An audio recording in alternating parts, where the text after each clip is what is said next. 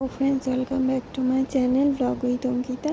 কেমন আছো তোমরা? আশা করি ভালো আছো, আর আমিও অনেকই ভালো আছি। তো নিয়ে চলে এসেছি একটা একদমই নতুন এক ধরনের ভিডিও নিয়ে। এরকম ধরনের ভিডিও মনে হয় না আগে কখনো দিয়েছি বলে। একদমই নতুন এই ভিডিওটা। আজকে এখানে তৈরি করব দুর্গা ঠাকুরের মুখের ডাইস এবং বিশ্বকর্মা ঠাকুরের মুখের ডাইস। কিভাবে ঠাকুরের মুখের ডাইস তৈরি করা হয় এই তোমাদের সাথে শেয়ার করব, দেখতে থাকো। মুখ তোলার ভিডিও যেহেতু আমি আগে দিয়েছি, তো আমি আর শেয়ার করিনি আলাদা করে। তাই এখানে মুখটা তুলে নেওয়ার পরে তোমরা সবাই জানো, আগে যারা আমার ভিডিও দেখেছো, তারপরে মুখটা মেজে নিতে হয়। এটাকে আমরা কামকাঠি বলে থাকি। তো কামকাঠি দিয়ে মুখটাকে সুন্দর করে স্পষ্ট করে আর কি দাগগুলোকে টেনে দিচ্ছে, স্পষ্ট করে চোখের মুখের দাগগুলোকে টেনে দিচ্ছে। এটাকে মুখ মাজা বলে। মুখটাকে পরিষ্কার করছে। এখনও মুখ তোলার পরেও অনেক কাজ থাকে। তো মুখটা মাজার ভিডিও যেহেতু আগে দিয়েছি, সেই জন্য ডিটেলস আর আমি শেয়ার করিনি তোমাদের সাথে এখানে। আর এখানে মুখটা সুন্দর করে মেজে নেওয়ার পরে একটা কাঠের উপরে মুখটাকে রেখে দিয়েছে। মাটি দিয়ে একটা চৌকো মতন ব্যার টাইপের বানিয়ে নিয়েছে। এটা দিয়ে মুখটার চারিদিকটা রাউন্ড করে নেবে। তো এইটা সেই জন্য ঠিকঠাক সাইজ করে বানানো হচ্ছে, যাতে মুখটা রাউন্ড করে নিতে পারে। এখানে কাঠের উপর থেকেই এই মাটির ব্যারটা আর কি এটাকে দিয়ে দিচ্ছে রাউন্ড করে।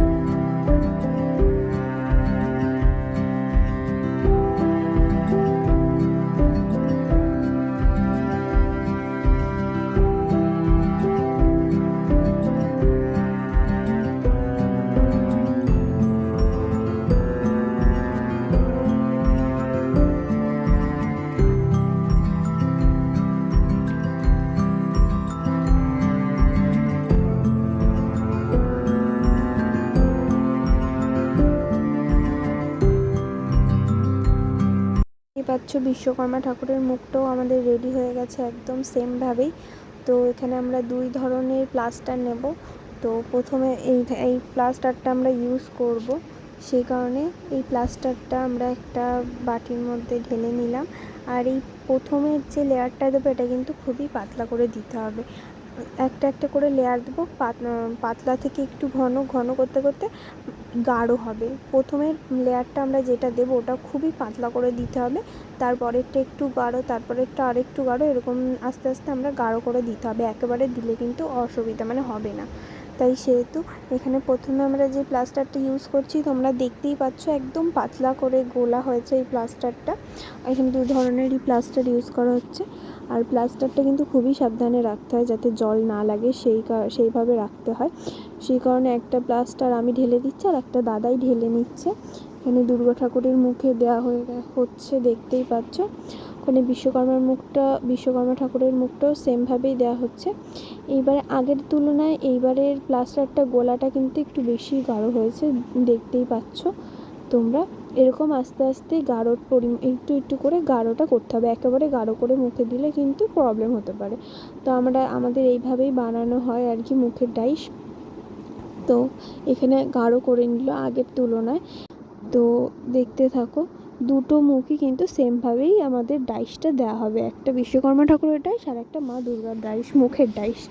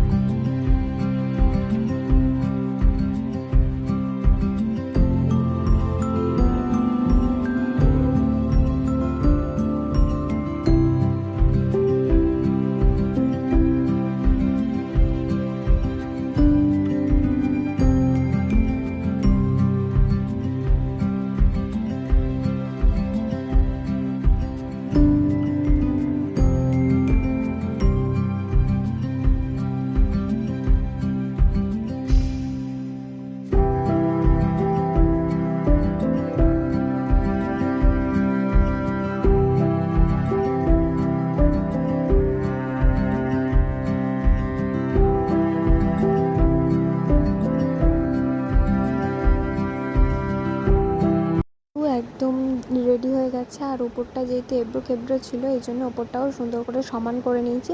এটা কিন্তু এই প্লাস্টারটা কিন্তু খুব তাড়াতাড়ি জমা হয়, প্লাস্টার এমনিতে খুব তাড়াতাড়ি জমা হয়ে যায়, সেই কারণে এটা কিন্তু একদম নরম থাকার সাথে সাথে কিন্তু সমান করে নিতে হবে। তো এখানে সমান করে নিচ্ছে, আর এখানে দেখতেই পাচ্ছ দাদা আমার নাম লিখে দিচ্ছে ডাইসটার উপরে। যে কোনো ডাইস হলেই আমরা নাম লিখে রাখি যে কারোর একটা, কিন্তু দেখলাম দাদা আমার নামটাই লিখে দিল। তো এইখানে আমাদের আর একটা ডাইস, সেখানেও নাম লিখে দিচ্ছে, সেই ডাইসটা আগেই সমান করে নিয়েছিল।